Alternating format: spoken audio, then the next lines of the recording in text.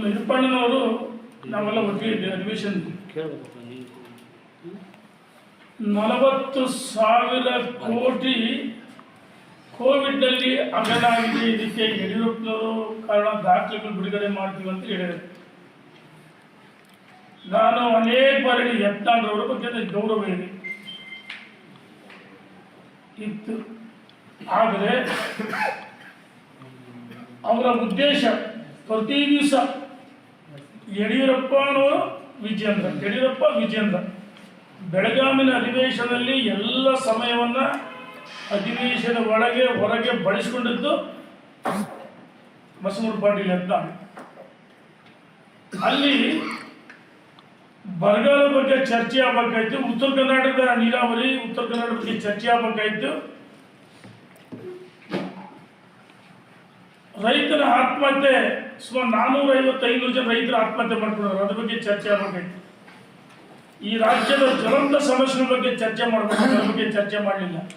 ಅಧಿವೇಶನದ ಒಳಗೆ ಹೊರಗೆ ಸಂಪೂರ್ಣ ಸಮಯವನ್ನು ಟೀಕೆ ಮಾಡೋಕ್ಕೆ ಬಳಸ್ಕೊಂತು.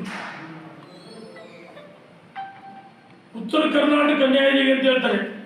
ನಮ್ಮ ಹಿರಪ್ಪಣ್ಣ ಉತ್ತರ ಕರ್ನಾಟಕದವರೇ, ನಾವು ಮಧ್ಯ ಕರ್ನಾಟಕ. ಇಲ್ಲಿ ಎಲ್ಲ ಒಂದೇ. ಉತ್ತರ ಕರ್ನಾಟಕ ಅಭಿವೃದ್ಧಿ ಆಗಬೇಕು ನಿಜ. ಉತ್ತರ ಕರ್ನಾಟಕ ಏನಾದರೂ ನ್ಯಾಯ ಕೊಟ್ಟಂದ್ರೆ ಭಾರತೀಯ ಜನತಾ ಪಾರ್ಟಿ ಸರ್ಕಾರ ಸನ್ಮಾನ್ಯ ಯಡಿಯೂರಪ್ಪನವರು ಮುಖ್ಯಮಂತ್ರಿ ಆದಾಗ ಘಂಟಾಘೋಷ ಹೇಳಕ್ಕೆ ಇಚ್ಛೆ ಪಡ್ತೀನಿ. ಅಧಿವೇಶನದೊಳಗೆ ಸುದೀರ್ಘವಾಗಿ ಚರ್ಚೆ ಆಗಿದೆ. ಕೋವಿಡ್ನಲ್ಲಿ ಅವ್ಯವಹಾರ ಆಗಿಲ್ಲ, ಅನ್ಯಾಯ ಆಗಿಲ್ಲ, ದಾಖಲೆ ಸಮೇತ ನಮ್ಮ ಸರ್ಕಾರ ಅವಧಿಯಲ್ಲಿ ಐಸೋಲೇಷನ್ ಮಾಡೋಕ್ಕೆ, ಬೆಡ್ಗಳಿಗೆ, ಲಸಿಕೆಗೆ ಮತ್ತು ಯಾವುದೇ ಗೆಸ್ಟು ಆಕ್ಸಿಜನ್ ಪ್ಲಾಂಟ್ಗಳು ಹಣ ಬಿಡುಗಡೆ ಮಾಡಿದೀವಿ ಅಂತೇಳಿ ಅಧಿವೇಶನದ ಒಳಗಡೆ ದಾಖಲೆ ಸಮೇತ ನಮ್ಮ ನಾಯಕರು ಬಿಡುಗಡೆ ಮಾಡಿದ್ದಾರೆ.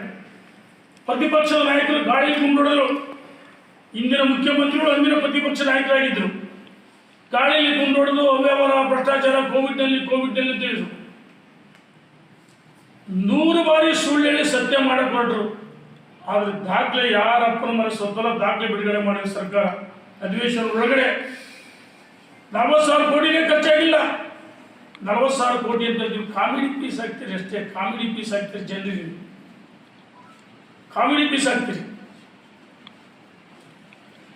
ಒಂದ್ಸರಿ ನಮ್ಗೆ ಹೇಳಿದ್ರು, ನಾನು ಮಣಿಪಾಲ್ ಹಾಸ್ಪಿಟಲ್ಗೆ ಹೋಗಿದ್ದೆ, ಕೋವಿಡ್ನಲ್ಲಿ 8 ಲಕ್ಷ ಖರ್ಚಾಗ್ತದೆ. ಯಡಿಯೂರಪ್ಪನವರು ನಿಮ್ಗೆ 8 ಲಕ್ಷ ಖರ್ಚು ಕಟ್ ಮಾಡ್ಕೊಂಡ್ಬರಿದ್ದೆ ಸರ್ಕಾರ ಹೇಳಿದ್ರೆ, ಯಡಿಯೂರಪ್ಪನವ್ರು ಹೇಳಿದ್ರೆ ನಿಮಗೆ ಐಷಾರಾಮಿ ಹಾಸ್ಪಿಟಲ್ ಬೇಕಾಯ್ತು ಹೋಗಿದ್ದೀರಿ.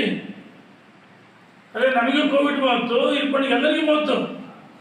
ನಮ್ಮ ಭಾಳಷ್ಟು ಜನ ಕಾರ್ಯಕರ್ತರು, ಮುಖಂಡರು, ಸಾರ್ವಜನಿಕ ಬಂಧುಗಳು, ಯಡಿಯೂರಪ್ಪನಿಗೆ ಕೋವಿಡ್ ಬಂತು, ಎಲ್ಲರಿಗೂ ಬಂತು ಕೋವಿಡ್. ಆದರೆ ನಾವು ಸ್ವತಃ ಚಿಕ್ಕೇರಿ ಹಾಸ್ಪಿಟಲಲ್ಲಿ ಚಿಕಿತ್ಸೆ ಪಡೆದು ನಾವು ಮನೇಲಿ ಐಸೋಲೇಷನ್ ಮಾಡಿ ಮನೆಗಳೊಳಗೆ ಇದ್ರಾಗಿದ್ವಿ. ನಿಮಗೆ ಐಷಾರಾಮಿ ಹಾಸ್ಪಿಟ್ಲ್ ಬೇಕಾಯ್ತು, ನೀವು ಹೋಗಿದ್ರಿ. ಏನು ಯಡಿಯೂರಪ್ಪ ನಿಮ್ಮ 8 ಲಕ್ಷ ತಗೊಂಡ್ರ? 8 ಲಕ್ಷ ಖರ್ಚಾದ್ರೆ ಅದು ನಿಮಗೆ ಬೇಕಾಯ್ತು ಹೋಗಿದ್ದೀರಿ.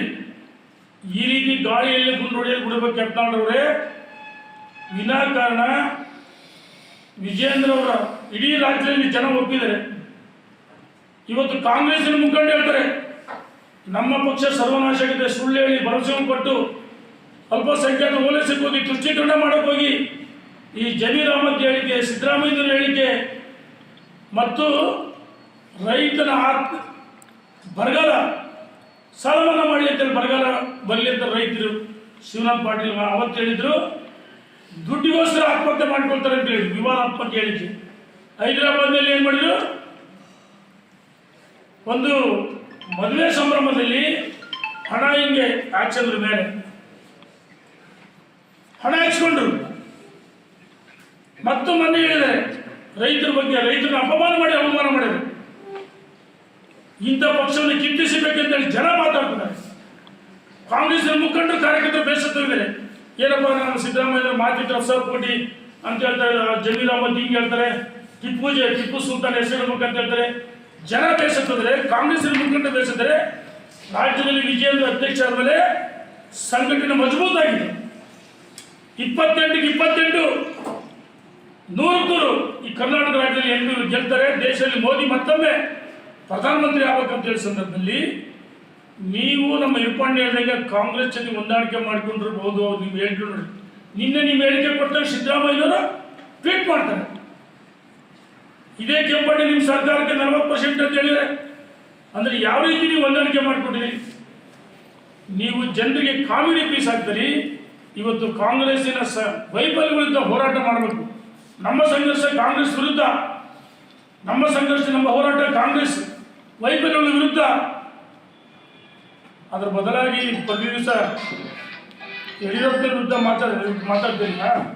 ವಿಜಯನನ್ನ ಅಧ್ಯಕ್ಷರು ಮಾಡಿದ ಯಡಿಯೂರಪ್ಪರ ನಿಮಗೆ ಮೋದಿ ಪ್ರಧಾನಮಂತ್ರಿ ಆಗ್ಬೇಕಂತ ಹೇಳ್ತಿಲ್ಲ.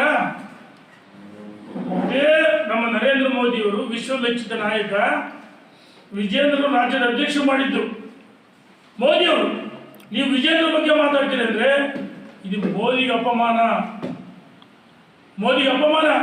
ನಿಮಗೆ ಎಲ್ಲೋ ಒಂದು ಕಡೆ ಕರ್ನಾಟಕದಲ್ಲಿ ಹೆಚ್ಚು ಸೀಟ್ ಬರಬಾರ್ದು ಅಂತ ಹೇಳಿ ಒಂದು ಕಾಂಗ್ರೆಸ್ ಜೊತೆ ಹೊಂದಾಣಿಕೆ ಮಾಡಿಕೊಂಡು ಪ್ರತಿ ದಿವಸ ರಾಜ್ಯಾಧ್ಯಕ್ಷ ಬಗ್ಗೆ ಮಾತಾಡಿದ್ರೆ ಪಕ್ಷದ ಬಗ್ಗೆ ಪಕ್ಷಕ್ಕೆ ಅಗೌರವ, ಪಕ್ಷಕ್ಕೆ ಅವಮಾನ ಮಾಡ್ತೀವಿ. ಈ ರೀತಿ ಮಾತಾಡೋದು ಒಳ್ಳೆಯದಲ್ಲ ಅಂತ ಹೇಳಕ್ಕೆ ಇಚ್ಛೆಪಟ್ಟು 40,000 ಕೋಟಿ ಹಗರಣ ಆಗಿಲ್ಲ.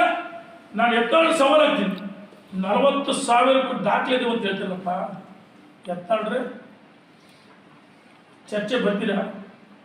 ಮಲೇಷಿಯಾದಲ್ಲಿ ಹಣ ಇಟ್ಟಿದ್ದಾರೆ, ದುಬೈ ಏನ್ರಿ ಹೇಳಿಕೆಗಳು? ನಿಮ್ಮ ಹೋರಾಟ ಯಾರ ವಿರುದ್ಧ? ಬಿಜೆಪಿಯಿಂದ ಗೆದ್ದಿದ್ದೀರಿ, ಬಿಜೆಪಿಯಿಂದ ಗೆದ್ದಿದ್ದೀರಿ. ಭಾರತೀಯ ಜನತಾ ಪಾರ್ಟಿ ರಾಜ್ಯದ ಅಧ್ಯಕ್ಷರ ವಿರುದ್ಧ ಮಾತಾಡ್ತೀರಿ, ರಾಜ್ಯ ನಾಯಕರ ಬಗ್ಗೆ ಅಪಮಾನ ಮಾತಾಡ್ತೀರಿ. ಹೆಸರಿಗಷ್ಟೇ ಮೋದಿಯವರು ಪ್ರಧಾನಮಂತ್ರಿ ಆಗ್ಬೇಕಂತ ಹೇಳ್ತೀರಿ. ನಾನು ಈ ಸಂದರ್ಭದಲ್ಲಿ ಹೇಳಕ್ಕೆ ಇಚ್ಛೆ ಪಡ್ತೀನಿ, ಇನ್ನು ಮುಂದೆ ಇಂಥ ಹೇಳಿಕೆಗಳನ್ನು ನಮಗೆ ಬಹಳಷ್ಟು ಜನ ಮಾಜಿ ಸಚಿವರು, ಎಷ್ಟು ಜನ ಮುಖಂಡರು, ಕಾರ್ಯಕರ್ತರು ಮತ್ತು ಸಾರ್ವಜನಿಕ ಬಂಧುಗಳು ಕರೆ ಮಾಡ್ತಾರೆ. ಏನು ನಡೀತೈತಿ? ಯಾಕೆ ವಿಜೇಂದ್ರ ಅಧ್ಯಕ್ಷರಿಗೆ ಅಪರಾಧ ಅಂತ ಕೇಳ್ತಾರೆ. ಇಂಥ ಸಂದರ್ಭದಲ್ಲಿ ನೀವು ಯಾಕೆ ಸುಮ್ಮನಿದ್ದೀರಿ? ನಾನು ಒಂದು ವಾರದ ಮಾತಾಡಬಾರ್ದು ಸುಮ್ಮನಿದ್ದೆ. ಇವತ್ತು ನಮ್ಮ ಇರ್ಪಣ್ಣ ಕರೆ ಮಾಡಿ ಮೇಲೆ ಅನಿವಾರ್ಯವಾಗಿ ಮಾತಾಡಿ ಇನ್ನು ಮುಂದೆ ಇಂಥ ಆರೋಪಗಳನ್ನು ಬದಲಾಗಿ ಡಾಕ್ಟರ್ ಸಮೇತ ಇದ್ರು ಬಂದು ಚರ್ಚೆಗೆ ಎಲ್ಲಿ 40,000 ಕೋಟಿ ಅವ್ಯವಹಾರ ಆಗಿದೆ ಅಂದರೆ ನಿಮ್ಮ ಉದ್ದೇಶ ಕಾಂಗ್ರೆಸ್ ಜೊತೆ ಹೊಂದಾಣಿಕೆನಾ? ಇದು ಸರಿಯಲ್ಲ. ಇವತ್ತು ಕಾಂಗ್ರೆಸ್ ವೈಫಲ್ಯ, ಭರವಸೆಗಳು ಈಡೇರಿಸಿಲ್ಲ. ರೈತರ ಬಗ್ಗೆ ಅಪಮಾನ ಮಾಡಿದರೆ ಕಾಂಗ್ರೆಸ್ಸಿನ ಸಚಿವರು. ಮೊನ್ನೆ ದಿನೇಶ್ ಗುಂಡೂರಾವ್ ಹೇಳಿಕೆಯನ್ನು ನೋಡಿದೆ.